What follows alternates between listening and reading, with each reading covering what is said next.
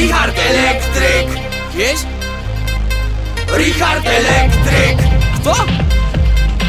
Richard Elektryk. Zaś problem ze strumem w tą ma można, bo coś nie świeci ci. Ja jo wiem, że to je chujnia ziom, bo ci ma jak dzicini. I za rok kurwa leci mecz we Babingtona na RTL-u. A ty tu musisz kurwiać się, lepiej łap za fona, pozbądź się problemu.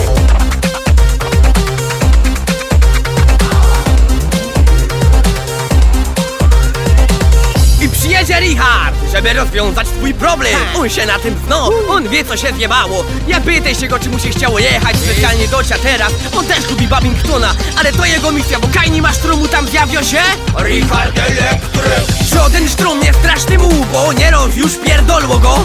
Nie pytaj go, czy się udo, Richard zawsze rada do.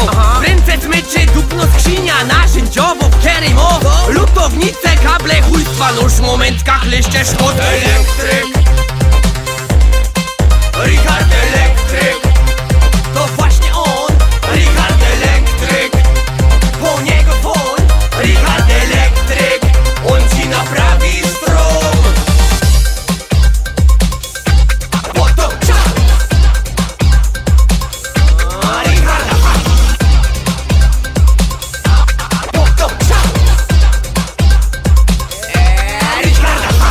Ej, to zrobić fachmanowi, o nie w branży kupa lodi, nagrody w kategorii na najlepszy arbaj, wiesz? Zarobicie problem z głowy, nawet jak wyskoczy nowy. Richard wyzwań się nie boi, chuj, że dziś go boli krzyż.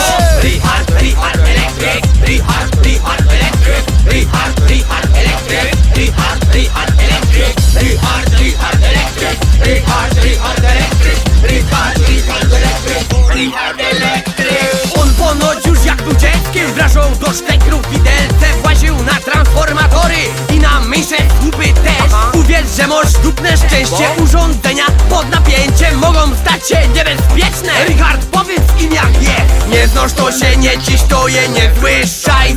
Jeszcze za rok kopniecie, także na sroż to majt. Ty nie próbuj tego, są po majstra, już gipko dzwoń. Poślą Richarda i on ci naprawi stron. To elektryk. Richard Elektryk. To właśnie